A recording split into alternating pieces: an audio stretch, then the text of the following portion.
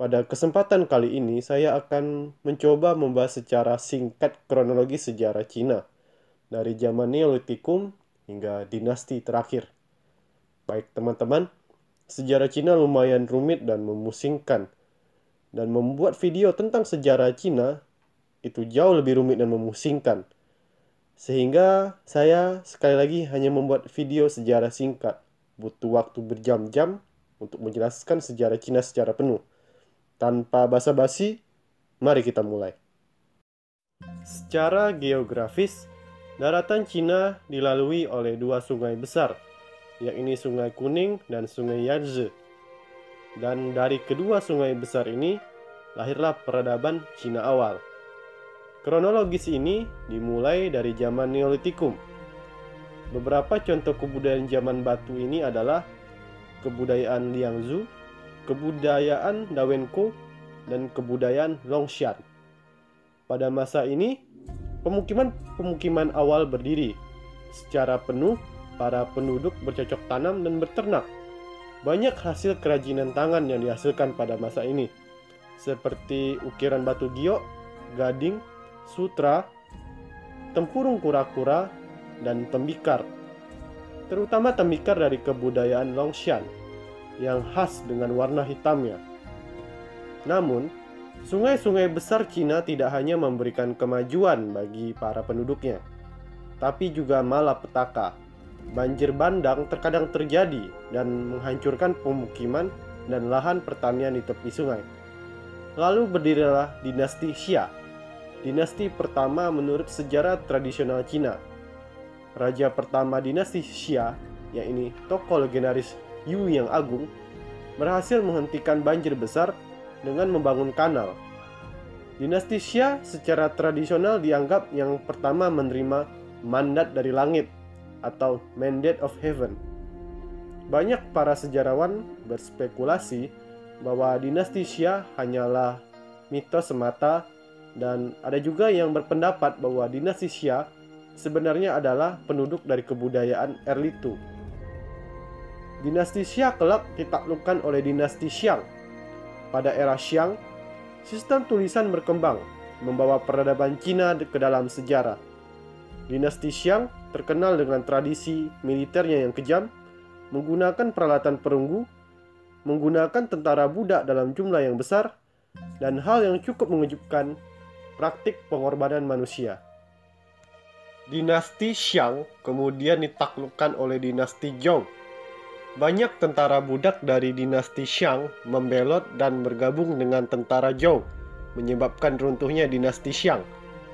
Periode dinasti Zhou yang panjang melahirkan banyak kemajuan di berbagai bidang, termasuk filsafat. Yang paling signifikan adalah Taoisme yang didirikan oleh Laozi dan Konghucu yang didirikan oleh Kongzi, atau lebih dikenal sebagai Konfusius. Sistem feudalisme dibentuk di mana Cina dibagi menjadi negara-negara bagian yang membayar upeti kepada satu raja sebagai kepala negara. Negara-negara bagian ini kelak menjadi kuat dan mandiri, membentuk identitas nasional sendiri, dan berperang satu sama lain. Dimulailah periode perang antar negara atau Warring States Period, di mana Cina terjebak dalam perang tiada henti. Walau Raja Zhou secara simbolis masih menjadi kepala negara. Setelah kurun waktu yang lama, Qin Shi Huang dari negara Qin akhirnya menyatukan seluruh Cina yang terpecah dan mendirikan dinasti Qin. Agar Cina tetap bersatu, Qin Shi Huang mengeluarkan perintah untuk membakar buku-buku yang ajarannya tidak sesuai dengan arahan negara, dan juga catatan sejarah dari negara-negara bagian sebelumnya. Tujuannya agar Cina hanya punya satu identitas dan satu sejarah, sehingga ke depannya kesatuan Cina dapat terwujud. Qin Shi Huang turut andil dalam pembangunan tembok besar di utara Cina, kanal, dan yang paling ikonik, makam besarnya yang tidak pernah selesai. Dinasti Qin berumur singkat, pemberontakan terjadi di mana-mana, dan dinasti Han mengambil alih. Tata tertib ditegakkan, dan hubungan perdagangan dengan kerajaan-kerajaan di barat dilakukan. kain sutra menjadi komoditas unggulan Cina dan jalur perdagangan ini kemudian dikenal sebagai jalur sutra. Perluasan ke arah barat dilakukan untuk menguasai pos-pos perdagangan yang krusial untuk perdagangan sutra. Dinasti Han adalah zaman keemasan pertama Cina, dan dinasti Han berkuasa di masa yang sama dengan Republik dan Imperium Romawi di Eropa. Pada akhirnya zaman keemasan Han sirna, dan Cina kembali terpecah, yang kini menjadi 3 kerajaan. Zaman 3 kerajaan pun dimulai, di mana kerajaan Cao Wei, Shu Han, dan Wu mengklaim sebagai penerus dinasti Han. Bagi teman-teman yang dulunya suka main game Dynasty Warrior, pasti tidak terlalu asing dengan periode ini, karena game tersebut memang mengambil tema dan latar tempat di zaman ini. Zaman 3 kerajaan berakhir di mana klan Sima atau marga Sima berhasil menguasai kerajaan Wei melalui kudeta, mendirikan dinasti Jin. Bukan Jin yang itu, itu dia. Dan kembali menguasai seluruh Cina. Yang akhirnya kembali lagi terpecah tidak karuan di mana para pemimpin feodal berambisi untuk menjadi kaisar sendiri. Dari perang yang tiada hentinya, berdirilah 2 dinasti besar yang menjadi rival abadi. Salah satunya adalah dinasti Wei Utara dan Qi Selatan. Periode ini dikenal dengan nama era dinasti Utara dan Selatan, zaman kegelapan Cina.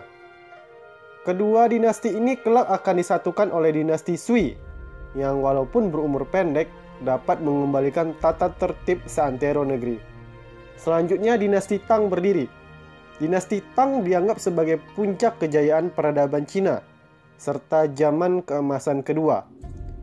Kondisi internal yang stabil membuat populasi masyarakat pada masa itu berkembang dari 50 juta menjadi 80 juta jiwa. Kebudayaan dan teknologi Cina berkembang pesat. Lalu kebudayaan Cina tersebar luas ke penjuru Asia. Dinasti Tang yang hebat pada akhirnya melemah. Mereka melakukan penyiksaan terhadap kaum Buddha, mulai bersifat otoriter, dan setelah banyak pemberontakan, Cina kembali terpecah tak karuan. Dan bukannya hanya 2 dinasti ataupun 3 kerajaan, tetapi 5 dinasti dan 10 kerajaan. Cina benar-benar kacau. Kekacauan ini kembali lagi dipersatukan oleh dinasti Song.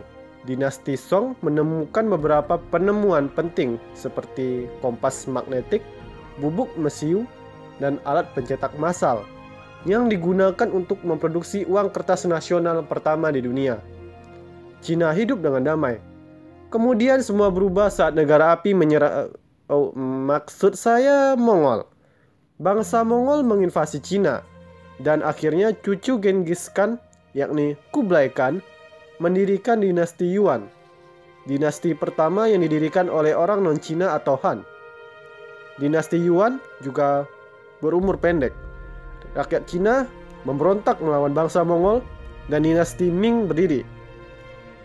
Dinasti Ming merupakan zaman keemasan terakhir Cina. Dengan kemakmuran ekonominya, Cina dapat membangun armada laut yang besar. Kalian tahu Laksamana Cheng Ho? Laksamana Cheng Ho hidup pada masa dinasti Ming. Dinasti ini juga yang memperkuat tembok besar di bagian utara Cina. Dan kita sampai pada dinasti penutup, yakni dinasti Qing. Orang-orang Manchu dari bagian utara semenanjung Korea menaklukkan Cina dan mendirikan dinasti Qing. Dan dinasti Qing akhirnya runtuh ketika revolusi Xinhai terjadi. Kaisar terakhir Cina, yakni Puyi, turun tahta, lalu Republik Cina pun berdiri. Kita tidak akan membahas lebih lanjut perihal sejarah modern Cina, karena subjek tersebut butuh videonya sendiri. Saya harap video sejarah singkat Cina ini dapat memberikan gambaran kepada kalian semua betapa panjang dan rumitnya perkembangan peradaban Cina dari waktu ke waktu. Saya mohon maaf bila ada pengucapan Mandarin saya yang salah, dan jangan lupa memberi like, men-share ataupun men-subscribe channel ini, dan semoga kalian makin suka sejarah. Xia!